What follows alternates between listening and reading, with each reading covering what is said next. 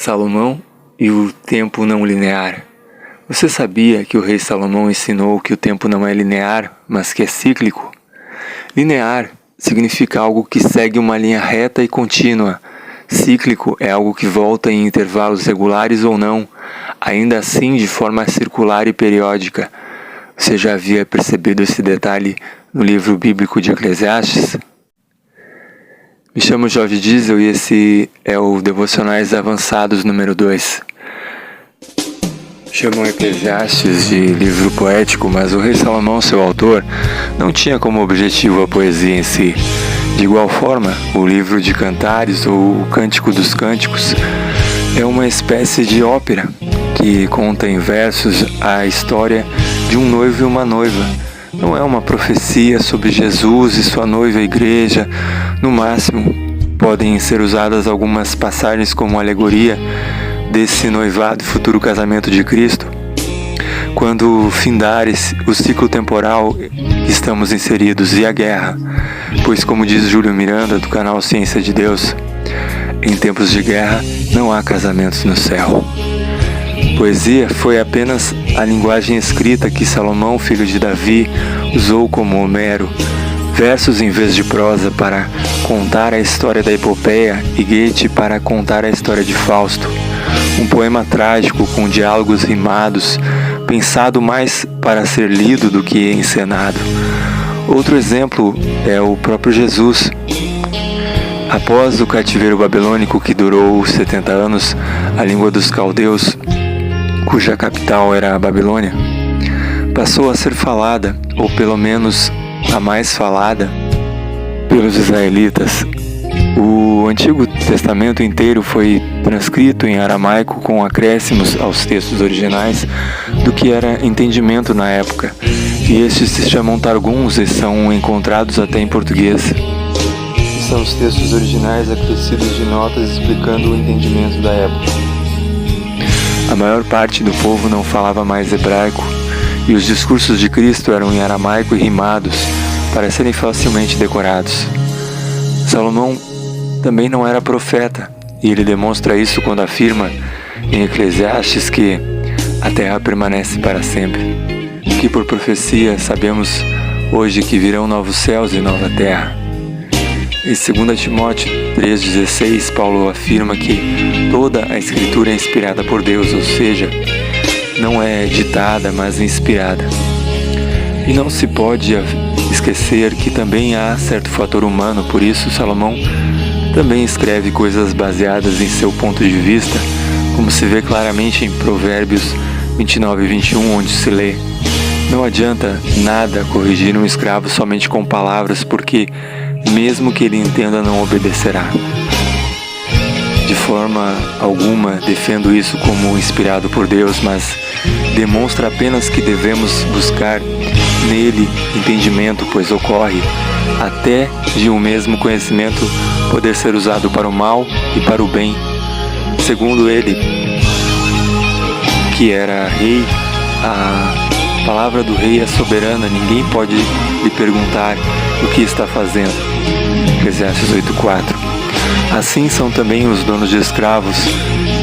Os escravos não podem questioná-los, então, na verdade, ele estava falando dele mesmo como rei e de seus próprios súditos. Porém, Salomão também diz em Eclesiastes 8:8b, nem mesmo a maldade livra aqueles que a praticam.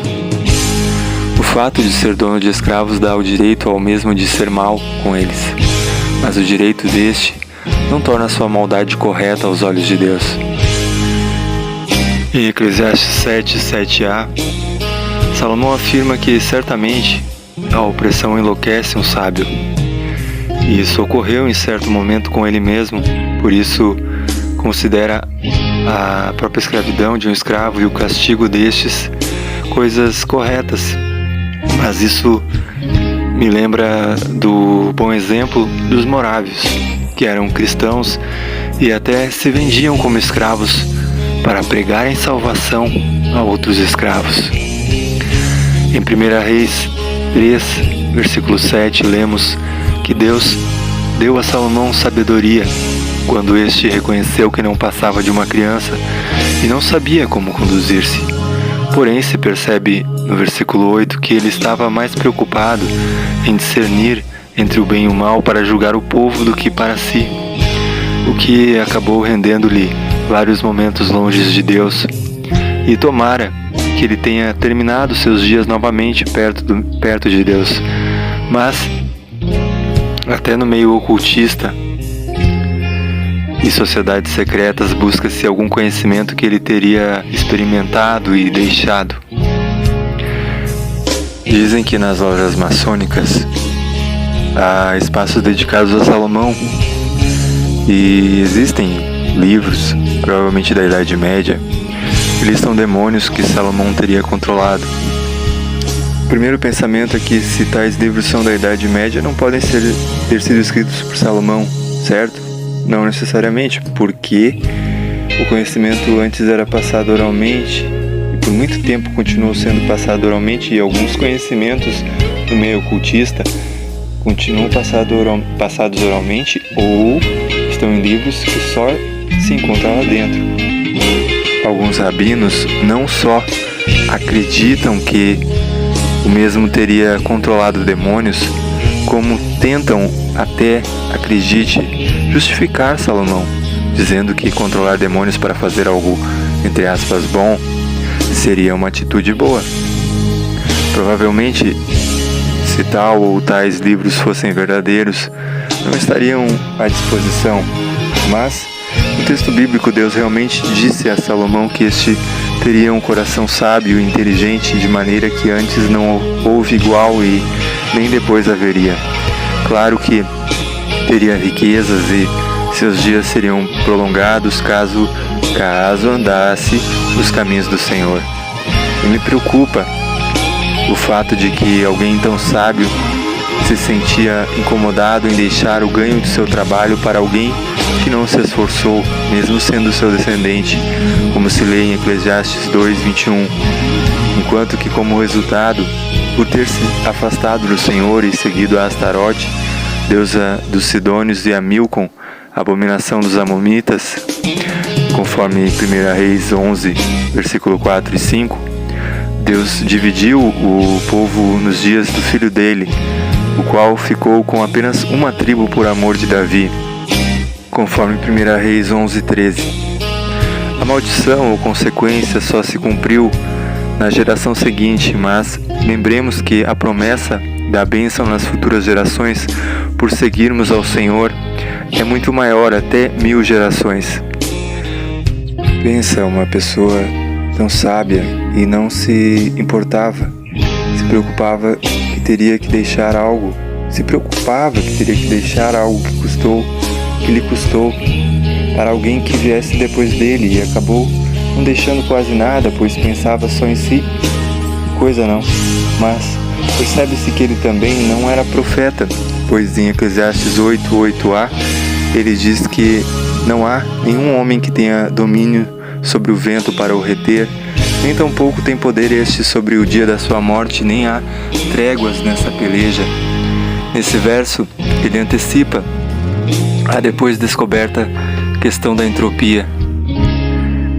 Não tinha como saber, porém, que um dia Jesus iria repreender o vento e este obedeceria. E mais importante que isto, iria vencer a morte por ele e por nós. Aleluia! Mas Salomão era mais sábio que todos os homens, inclusive do Oriente e do Egito, e correu sua fama por todas as nações em redor. Compôs 3.000 provérbios e foram seus cânticos 1.005. Discorreu sobre todas as plantas, sobre animais, aves, répteis e peixes. 1 Reis, capítulo 3, versículo 29 a 33. Em Eclesiastes ele usa simultaneamente de duas narrativas diferentes. Numa fala sobre o que ele viu da vida, sua decepção com a mesmice, e em outra, onde ele fala sobre o tempo. E é sobre isso que pretendo trazer ponderações pertinentes. Ele já sabia que a verdadeira ciência é um dom de Deus, como é dito por Paulo. E ele fala de um tempo cíclico, situações que se repetem não necessariamente de forma igual enquanto o tempo passa por nós. Conforme Eclesiastes 1, 4 a 10, gerações nascem e gerações morrem, mas a terra permanece do mesmo jeito. O sol se levanta no horizonte e ao fim do dia se põe e depressa volta ao seu lugar, de onde se levanta para um novo dia. Os ventos sopram para o sul, depois viram para o norte, dão voltas e mais voltas e cessam no ponto de partida. Todos os rios correm para o mar, contudo o mar nunca se enche. Ainda que sempre se dirijam para o mar, para lá voltam a correr. Todas as atividades humanas geram cansaço. Nenhum ser humano é capaz de dar uma boa explicação sobre isso, mas os olhos nunca se saciam de ver, nem os ouvidos de escutar. O que foi voltará a ser. O que aconteceu ocorrerá de novo. O que foi feito se fará outra vez. Não existe nada de novo debaixo do sol. Será que há algo do qual se possa dizer, de fato isso é absolutamente inédito? Não, já existiu em outras épocas anteriores à nossa. Segundo ele, não havia nada de novo, logo já havia conhecimento no passado, mas conforme ele fala em Eclesiastes 1, versículo 11, ninguém se lembra dos que viveram na antiguidade. Não há recordações do que aconteceu no passado, e mesmo que ainda vier a ocorrer significativo, não será lembrado por todos que vierem depois disso. Mas, apesar da constante repetição de eventos, Deus fez tudo no seu devido tempo. E de Eclesiastes 3:11, para cada coisa há um tempo determinado, ou seja, em meio aos ciclos repetitivos, há ventos de oportunidade em que tudo pode mudar. Não sabemos o tempo de Deus, o tempo certo para fazermos as coisas e criarmos o destino desejado, e por isso precisamos nos preparar. Salomão prossegue dizendo: atenta para as obras de Deus, pois ninguém pode endireitar o que ele torceu. No dia da prosperidade, goza do bem, mas no dia da adversidade, considerem que Deus faz tanto este como aquele. Eclesiastes 6, 13 a 14. Ainda que o pecador faça o mal 100 vezes e os seus dias se prolonguem, eu sei, com certeza que o bem sucede aos que temem a Deus. Eclesiastes 8, versículo 12. Há justos que sucede a obra dos perversos e perversos que sucede segundo a obra dos justos. Eclesiastes 8:14. Uma coisa parece estar discordando da outra, não? Os justos e os sábios e os seus feitos estão nas mãos de Deus. E se é amor ou se é ódio o que está à sua espera, não sabe o homem. Tudo lhe está oculto no futuro. Eclesiastes 9:1. Para aquele que está entre os vivos há esperança, pois mais vale um cão vivo do que um leão morto. Eclesiastes 9:4. Não é dos ligeiros o prêmio, nem dos valentes a vitória, nem tampouco dos sábios, nem ainda dos prudentes a riqueza, nem dos inteligentes o favor, porém tudo depende do tempo e do acaso, pois o homem não sabe a sua hora. Eclesiastes 9:12.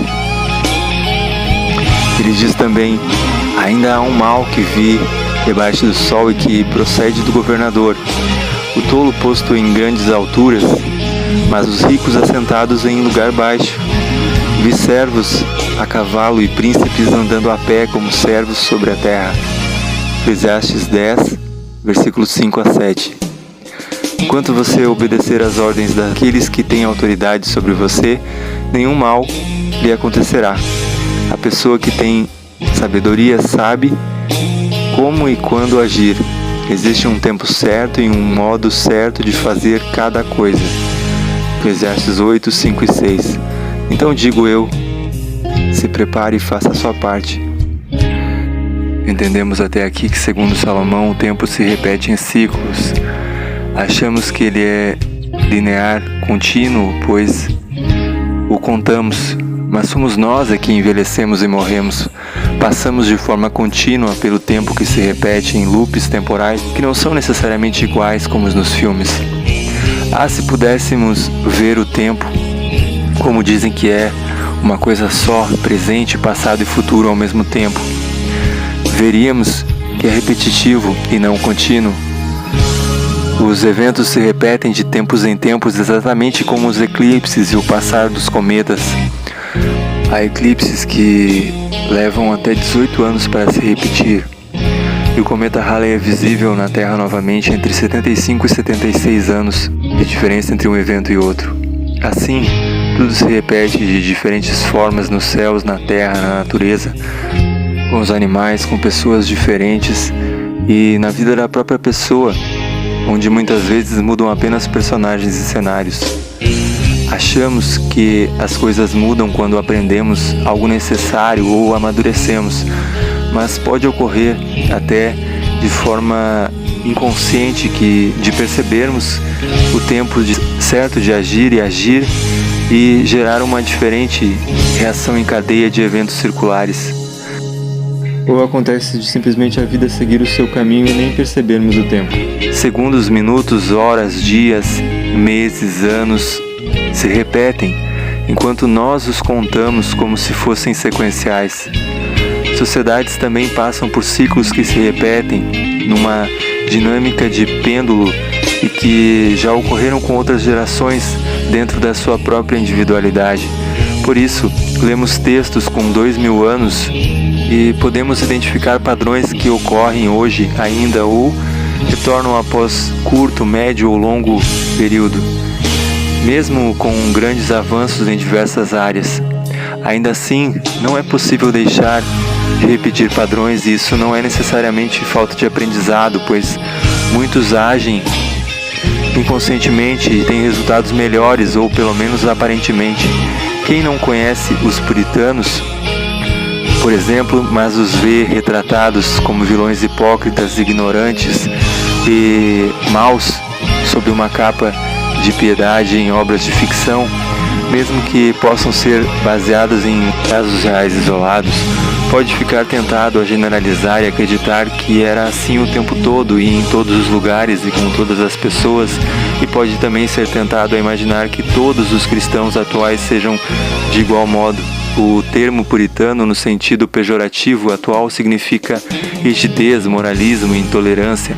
Contudo, o objetivo desse influente grupo religioso protestante inglês era apenas purificar as congregações protestantes inglesas do cerimonialismo e da aparência de igreja católica. O que, é claro, foi um processo longo e que ainda hoje ocorre no meio evangélico independente do movimento. E ainda hoje pode se repetir em todos, não só as ruins como também as boas coisas. Mas não se deve julgar um grupo inteiro, seja qual for, pelas atitudes de alguns que fazem parte destes. Costuma haver, nos mais variados grupos, padrões que se repetem, pessoas falsas e hipócritas, pessoas ignorantes e cegas, mas também pessoas honestas, com discernimento e que fazem tudo com empenho e por amor. Mas não poucas vezes o que aparece nos jornais são os maus exemplos, mesmo quando são minoria. É tão comum que erradamente muitos aceitam como normal, dizendo que, infelizmente, os justos pagam pelos pecadores, os certos pelos errados, pois se desconfia de todo mundo, mas não se verifica quem é quem. O certo seria o que fez errado, pagar e aprender a agir corretamente, para não precisar mais pagar e poder assim ser reinserido no círculo de confiança. Generalização e preconceitos são ervas daninhas e não devem ser aceitas também. Se faz necessário conhecer cada caso a caso. Infelizmente, em sua forma mais inocente, muitas narrativas históricas oficiais estabelecidas são adivinhação, mas na pior das hipóteses é um conjunto de mentiras aceitas. Acho notável que alguém como Salomão tenha afirmado que tudo depende do acaso e da sorte. Ele não era o filho mais velho de Davi, mas acabou ficando com o trono de Israel após a morte do pai. Sabia que era inexperiente e imaturo, mas pediu a Deus sabedoria e recebeu, o que nunca antes se ouviu falar, demonstrando com sua vida o uso de tempos de oportunidade e preparação para suportar tempos de calamidade em meio aos ciclos que rotineiramente se repetem. A psicologia afirma que percebemos o tempo passar devagar quando fazemos algo tedioso e rápido quando fazemos algo que gostamos, mas isso explica de forma limitada por só se referir à percepção e não ao evento em si. Está tudo se repetindo, mas percebemos mais o que não gostamos. E pode acontecer de se agir no momento certo e criar uma sequência de eventos proveitosa ou continuarem se repetindo eventos tediosos até se encontrar o tempo e o modo de agir corretos para se alcançar o que se deseja, ainda que seja de pouca duração.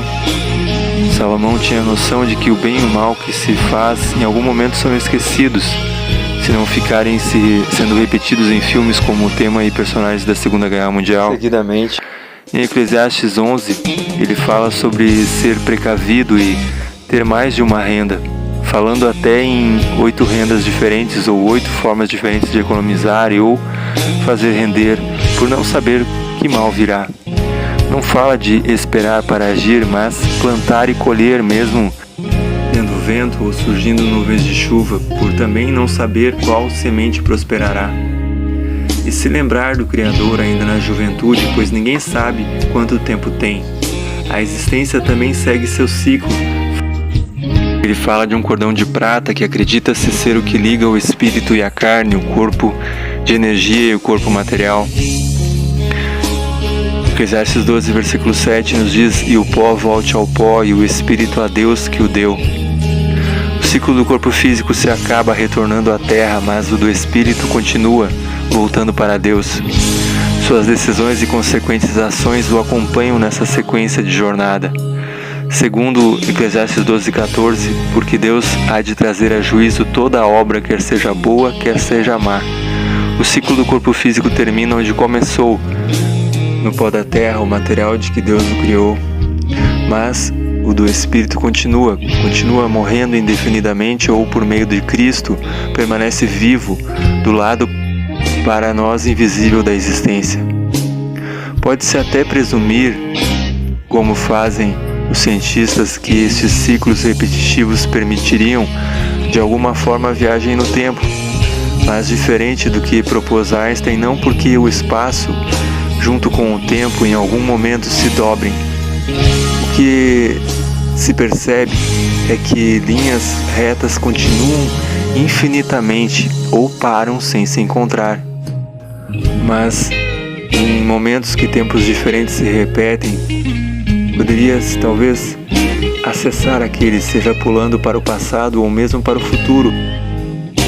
A morte de Cristo é um momento histórico que liga todos os momentos, todos os tempos, e nos dá a oportunidade de permanecermos vivos quando o tempo se acabar. Espera, será que em algum momento os tempos vão parar de se repetir? Como pode haver um fim se os ciclos temporais se ficam se repetindo?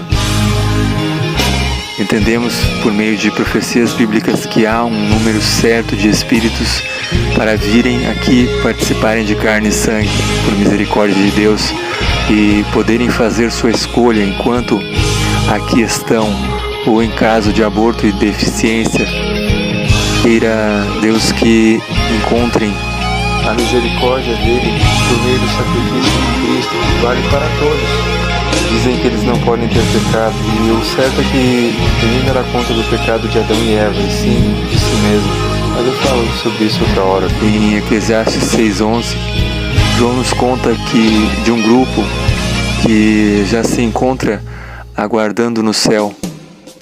Foram dadas a cada um compridas vestes brancas e foi-lhes dito que repousassem por um tempo até que também se completasse o número de seus conservos e seus irmãos, que haviam de ser mortos como eles foram.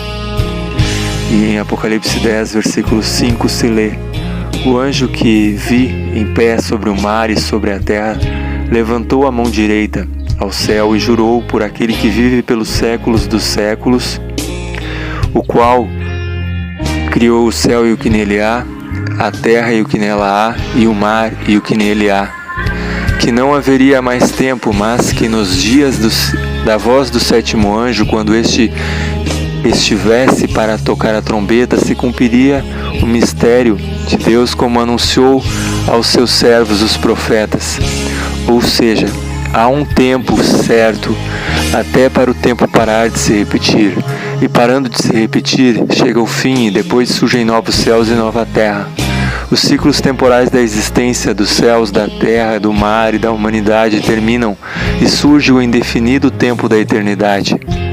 Então, não sabemos o tempo adverso, nem o tempo oportuno, nem o tempo da prosperidade, nem da dificuldade que virão, mas devemos nos preparar para ambos, nos preparar para os dias maus e aproveitar as oportunidades, como fez o cego chamado filho de Timeu, que não se sabe exatamente o seu nome, apenas como era conhecido, que esmolava à entrada da cidade de Jericó. Ele ouviu que Jesus estava passando e que por isso havia tanto alvoroço. Então, crendo que Jesus podia curá-lo, ele clamou até ser atendido e não mais abandonou Jesus. Ou seja, quando chega o tempo oportuno, há pessoas que enxergam, mas nada veem, e cegos que passam a ver outra vez. Quem está preparado espera o que for necessário e procura agir no tempo certo. Quem não está preparado perde a oportunidade. Ó Pai, que sejamos levados a estarmos preparados, a estarmos conscientes e despertos e enxerguemos as oportunidades e estejamos preparados para os dias da adversidade. Leva-nos, Senhor, a enxergarmos como o Senhor enxerga e a sermos Tuas mãos, a sermos Teus pés.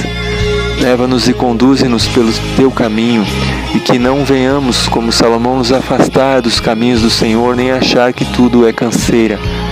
E revela-te, Senhor, revela-te àqueles que estão ouvindo, revela-te àqueles que ainda não Te ouviram, aqueles que ainda não Te conhecem.